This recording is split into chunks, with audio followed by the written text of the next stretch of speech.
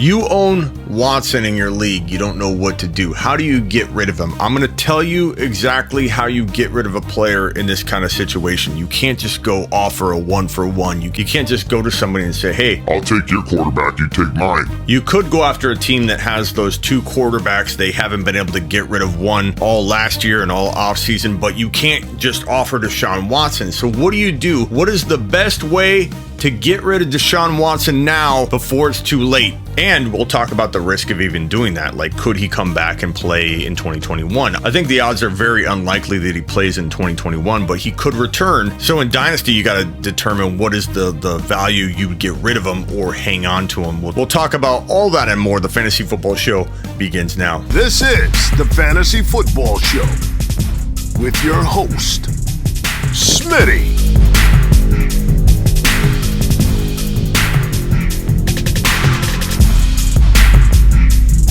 Five running back. You're watching the Fantasy Football Show. Smitty!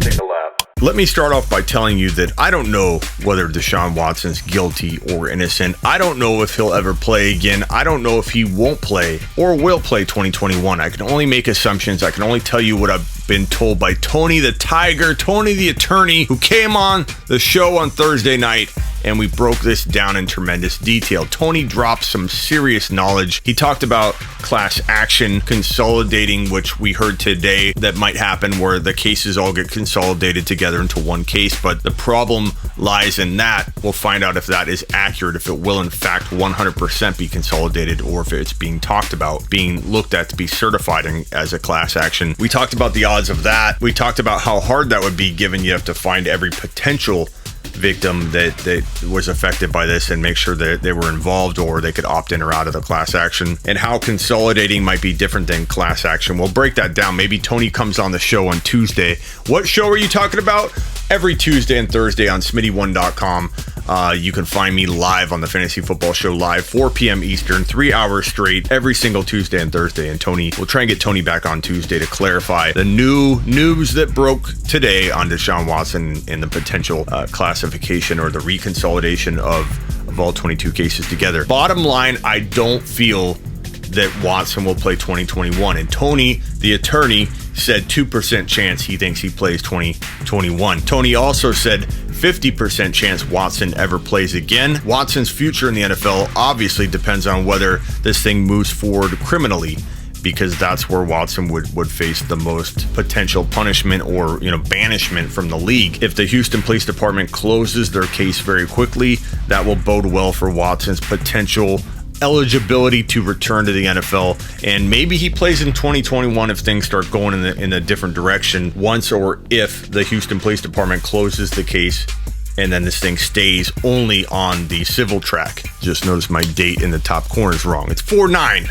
So I'm going to walk into all of my dynasty scenarios thinking that Watson's not going to play ever again. And while there's a chance I could be selling low in the one league where I have Watson still, I'm willing to take that risk, because the risk is that I overpay a little but get the player that I want, the player I want to walk into the next 5-10 years with. Watson, I don't want to do that. So I have one league left where I own Watson. I've been trying to trade him. I've been looking at a bunch of different offers. I've been sending a bunch of different owners different offers, multiple offers to every single owner. Stop coming to me after I give you trade advice and say, Smitty, it didn't work. No one in my league's trading. And then I ask you, how many attempts did you make? How many offers did you send out? And it's literally like 1, 2.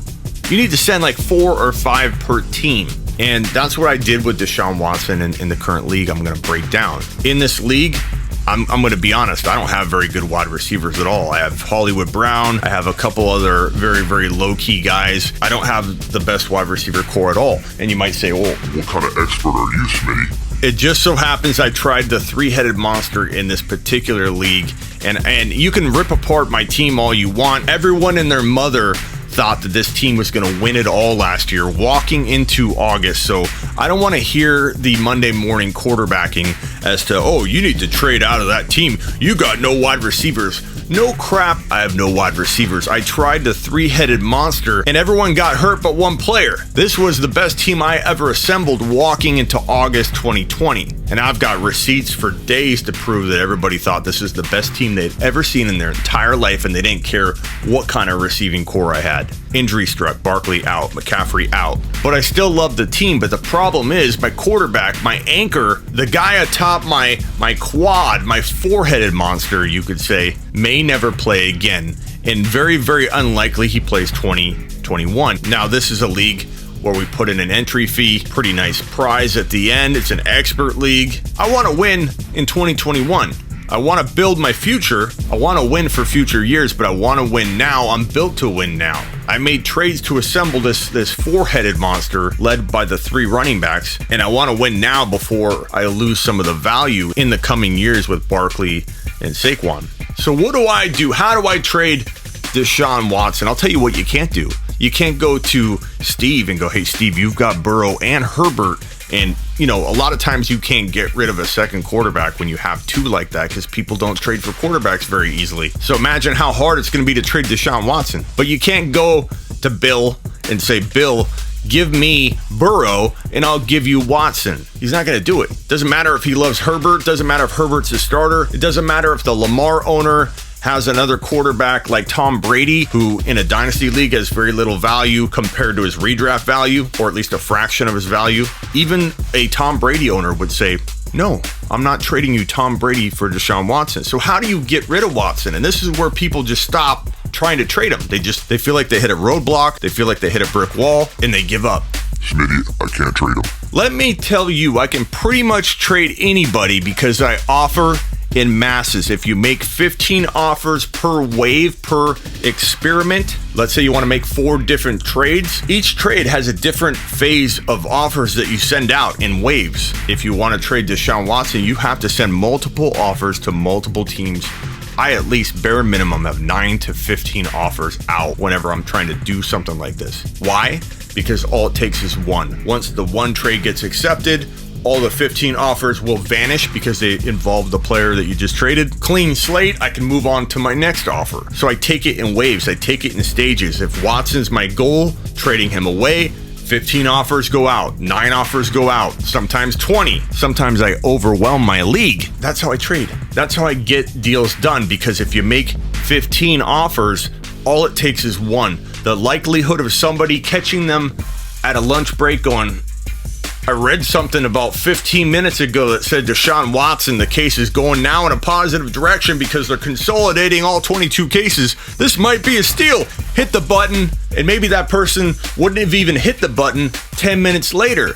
All it takes is the right moment in time, sending out enough offers to increase the odds that someone falls into that situation where they give you the better deal. All of your offers, all 15, should be in your advantage. And you ask yourself, well, Smitty, why would I offer a deal that's not in their advantage and expect them to accept it? I just told you, if you send out 15 deals that normally get rejected because they're in your favor, it only takes one owner to feel differently at the right time and to hit the button. How many times have you done a trade that you wish you could take back even 10, 15 minutes later? So think about it. You offer 2 trade offers. The odds of catching an owner in that state of mind, you have two chances.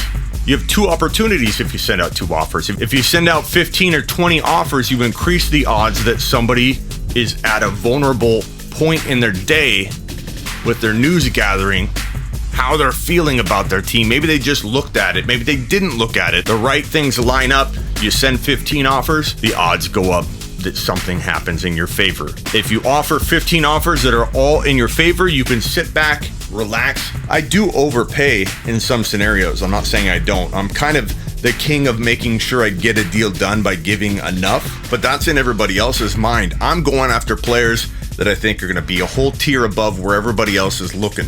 I'm trying to play 3D chess on a Monopoly board, and I'm going after the up-and-coming part place. I'm going to go after the player that turns into that jackpot in the middle. That's my goal. So, in a nutshell, what I did is I sent out an offer Watson for the 1.4, Watson for the 1.5, Watson for the 1.6. I've got Fitzpatrick, I've got Danny Dimes on the bench. I'm not super happy about that, but I could live and survive. I'd rather get something for Watson. Now, those deals most likely won't get done. Again, you can't do a 1-for-1 for Watson. You can maybe do a Watson for a pick because that is not a player. That is a pick. That is a draft slot. That's really the only scenario where I think you could get away with a Watson for one thing. It's a draft slot. It's not a player yet. Once it becomes a player, once the landing spots are handed out for rookies, the 1.4 looks like a certain player, you won't be able to get that for Watson, nor will you get anything for Watson, period, probably in the next, month.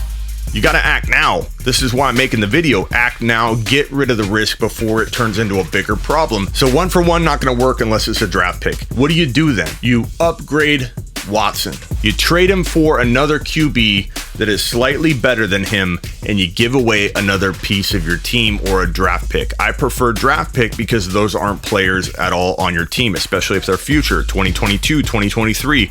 You give away a pick like that, you assume your team will be good and your draft pick will be late. If you're wrong on that, then you're wrong on that. But if you feel like your team can win now, like I do, I'm giving away a 1.10 at best, or a 1.11, or ideally a 1.12, which is essentially a second round pick to me. That's the way I think, and that's the way I break it down. If I'm wrong, if my pick ends up being 1.2, I may give away too much in the deal, but I'm going to work darn hard to make sure my pick is as late as possible and my team is fire. So what do? Deshaun Watson, I went poking around. Of course, I tried for Patrick Mahomes. I tried for Justin Herbert. I tried for Joe Burrow. A lot of my favorite quarterbacks up and coming. I try and get that 1.5, 1.6, 1.4. I want Trevor Lawrence. I think Trevor Lawrence could be a top 5 quarterback in one calendar year. I want to upgrade my quarterback, but I have to give a future first rounder, which I'm willing to do because in my mind, Watson might not play again. In my mind, Watson almost certainly won't play 2021. A year I can win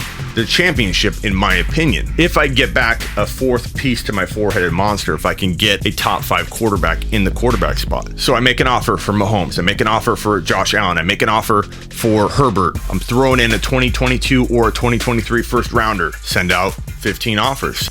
You've got mail. I come back to my desk a minute ago.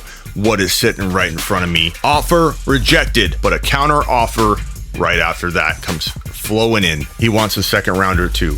You know what? I don't care. Like I told you, I'm the king of over giving a little bit if I'm going after a player that I want really badly that's going to make a bigger difference than that owner anticipates. It was Josh Allen. Some might say I'm overpaying. If you truly think this is too much to give up to have Josh Allen, you must think that he gets out of this mess. I do not. And I'm fine with that. Some people value rookie picks very differently than I value rookie picks. Some people are building for the future. Some people are building for the now. Some people are building somewhere in between. Every dynasty league is very different. I've had dynasty leagues where you can't trade 2 or 3 first rounders for one legit 15 or 16 overall player. I've got other dynasty leagues or people that email me for advice every day that tell me, hey, I could trade away Travis Kelce for a future 2023 first rounder. And I'm like, why would you do that? Kelsey's still an absolute monster right now. But in that league, in that format with those people, I love when everybody thinks their dynasty league and how everybody views players transcends down to everybody else's league. Not the case at all. I see it every day because I have an email and text advice service. Do you want text message advice? Go to heysmitty.com, order my text service so we can text back and forth daily, near on demand. heysmitty.com. So via my heysmitty.com, via the on-demand text messages, I get a lot of people saying, should I trade this guy for that? So trade depending on your league and how everybody gets valued. Trade depending on how rookie picks are valued in your league versus how they're valued in someone else's league. Don't go by the general consensus because dynasty leagues are dynamically different. Player-wise, what did I swap? I swapped my Deshaun Watson for Josh Allen. There's no way you could do that even if there's no bad news floating around about Watson. You'd have to give up something to even make that swap if both players were completely ready to roll for 2020, no problems, no news, no issues. So to give up a first rounder and a second rounder in the future to now roll in with Josh Allen for the next 10 to 15 years. McCaffrey, Barkley, Alvin Kamara, Hollywood Brown. Yes, I've got weak wide receivers, but I'm ecstatic about what I just did, how I turned a collapsing situation into something positive before it completely collapsed on me. In this same league, I got ridiculed when I made it public what I did when I traded Todd Gurley right after the Super Bowl debacle where he wasn't used. He came into January early mock drafting, not so much number 1 overall anymore, but still 2 to 3 to 4 overall. And that's when I started beating the drum of no Todd Gurley. I broke the iPad live on my show. Yelling no Todd Gurley.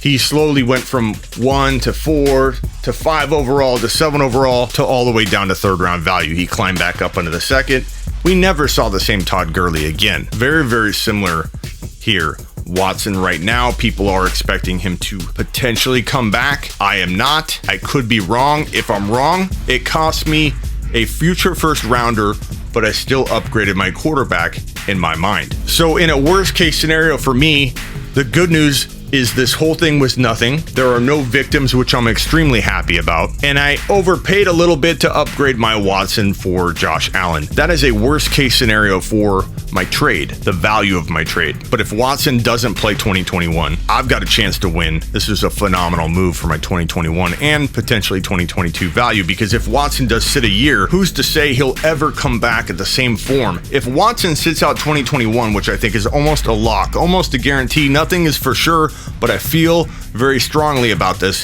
He won't just come back in 2022 and be the same player right out of the gate if he ever does return to form. So keep in mind that just because you hang on to Watson and later on he can play, he may not be the same player. You lose a lot when you sit out and lose the momentum of your play and your maturity, your skill set, the team flow. Then he'll have all the offseason, I want to be traded, where is he going to play? Houston, he hates Houston. Even if he comes back in 2022, this is a bad situation for Deshaun Watson. He can't possibly have the value Josh Allen has in my mind, worth paying a 1st and 2nd rounder in the future, a later pick on a team that I believe will finish very high. That's how you trade Deshaun Watson. You do it through 2-for-1s. You do it through making your quarterback for quarterback swap seem a little more cloudy because you're throwing in a 1st rounder. You're throwing in an additional player. You're making that risk look diluted because you aren't putting player against player. Squaring off Deshaun Watson against somebody else is going to make the person panic and run for the hills. You add a 2nd piece, you make it a 2-for-1, you cloudy up the situation and you make people think, okay, I don't know where the risk lies. I've got 2 players or 2 pieces sitting in front of me. I think I might do it. Offer in masses. Don't offer 1 or 2 trades and come to me and say, I can't make a trade, Smitty. Nobody's trading with me. And get on-demand text messages from me at heysmitty.com. I will text you back. I have people I text with daily about trades. And in the last couple of days, I've worked with a bunch of people through my texting service that we've turned around really bad teams into powerhouse win now, top 1 to 2 teams in the league in just like a course of 2 to 3 days. And join me every Tuesday and Thursday here on thefantasyfootballshow.com or smitty1.com. Every Tuesday and Thursday, I'm live for 3 straight hours for my The Fantasy Football Show live show, and it's 4 p.m. to 7 p.m. Eastern every Tuesday and Thursday. Get some. Live from Smitty1.com studios, it's the Fantasy Football Show. Live! Every Tuesday and Thursday, 4 p.m. Eastern. This is the Fantasy Football Show with your host, Smitty.